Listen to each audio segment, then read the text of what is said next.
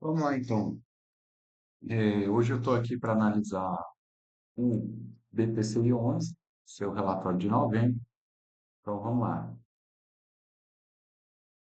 O BPCI 11 é um fundo de papel,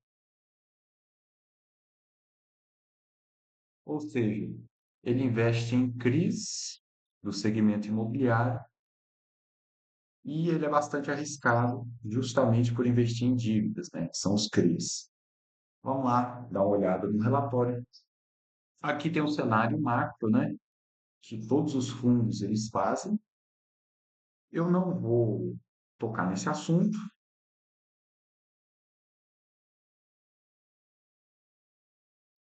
só vou dar uma olhada aqui nos comentários do gestor e vou dar uma lida nos objetivos do fundo. O fundo busca construir uma carteira diversificada de CRIs com rendimentos IPCA. Então, o foco do BTCI 11 é o IPCA, beleza? Que, para quem não sabe, está embaixo. Detalhamos as movimentações realizadas. O fundo comprou uma posição nesse CRI aqui, da MRV, que é uma construtora, tá? Já investi na MRV há muito tempo. Operação permitiu adicionar, ele possui laço pulverizado, garantia imobiliária após a entrega das chaves. Muito interessante. Esses CRIs foram alienados no mercado, ou seja, eles venderam. Então aqui nós temos venda de opa, quatro CRIs, certo? E a compra dos CRI da MRV. Eles compraram 60 milhões deste da MRV com a posição de IPCA mais 10% e venderam essas posições aqui com 33 milhões, né, de reais. Então, eles desembolsaram 30 milhões aqui para comprar esse CRI da MRV. Vamos lá, rentabilidade de distribuição por cota, beleza? A rentabilidade está acima de 1% ao mês, já há bastante tempo, desde o ano passado, já faz mais de um ano. A distribuição de rendimentos referente à competência de setembro foi realizada em 14 do 11. Então, aqui nós temos o resultado por cota. A receita de CRI é de 7 centavos. A receita de FIIs é 1,5 centavo. E a receita do caixa é de 0,004 centavos. Não chega nem a ser 4 centavos, né?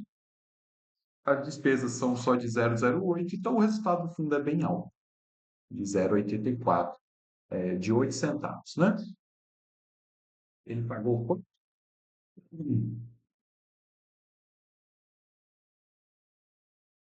Esqueci. Ele pagou, acho que 8 centavos. Enfim, o valor da cota patrimonial é de 10,2, a distribuição de rendimento de, oxe,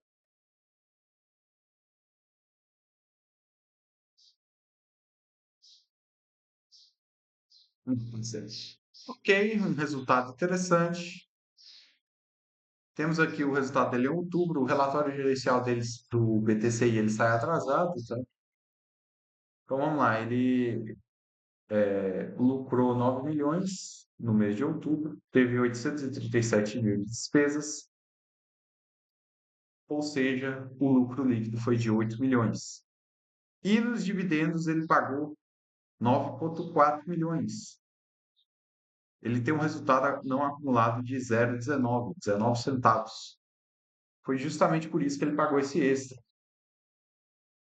Era isso que eu estava tentando entender aquela hora quando eu vi isso aqui. Eu falei, oxe, mas o fundo pagou mais do que ele recebeu?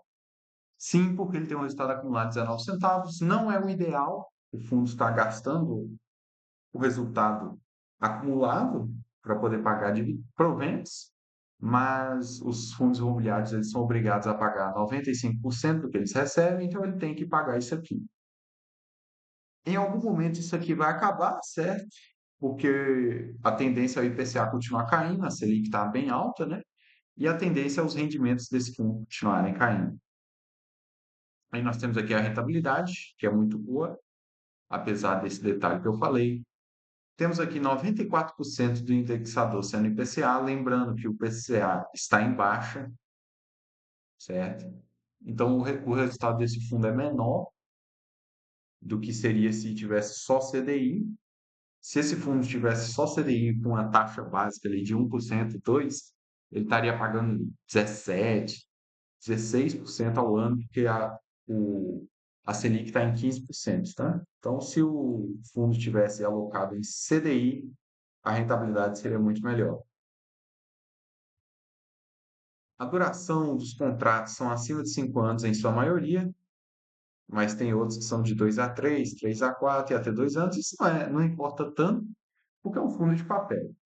O segmento que ele atua é logístico, residencial, renda urbana, shoppings e corporativo. Ele é bem diversificado até nos setores, tirando essa parte aqui que é concentrada em logística. E aqui nós temos o importante de um fundo de papel, né, que é analisar se ele tem alguma concentração. Já podemos ver aqui que ele tem 6% na MRV, que eu considero uma concentração baixa, tá? O ideal é de 3% abaixo. Temos dois ativos da Souza Cruz, 2,8%, Rede Duque, 2,2%. Opa! Ele tem dois ativos aqui da Airplane, que dá 9,2%, se eu estiver correto. Não, 9,3%. É uma concentração alta, tá? Bem alta.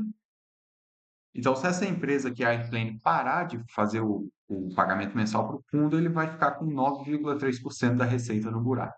Ele já não está tendo um resultado muito interessante, né? Só de 0,08 centavos por cota e está pagando ali 0,09. Tá?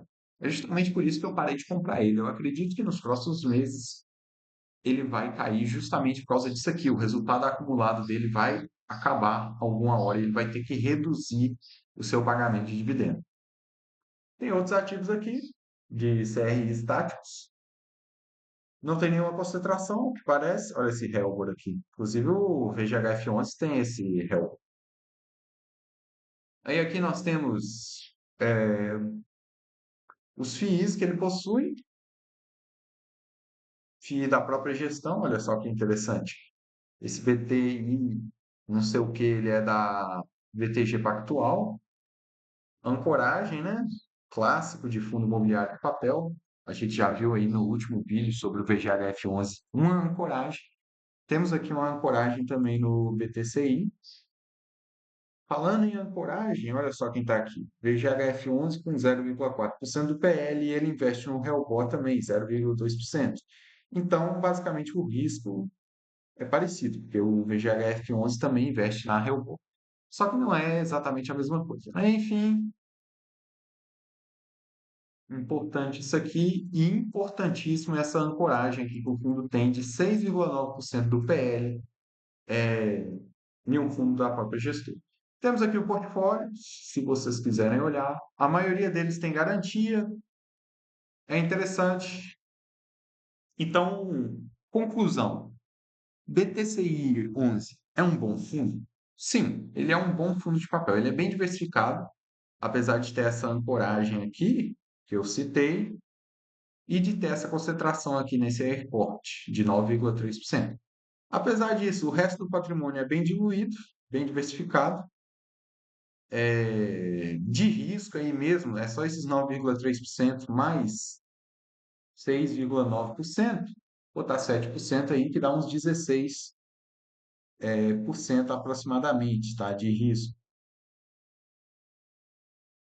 Então, se você for comprar uma cota do BTCI 11, que hoje está custando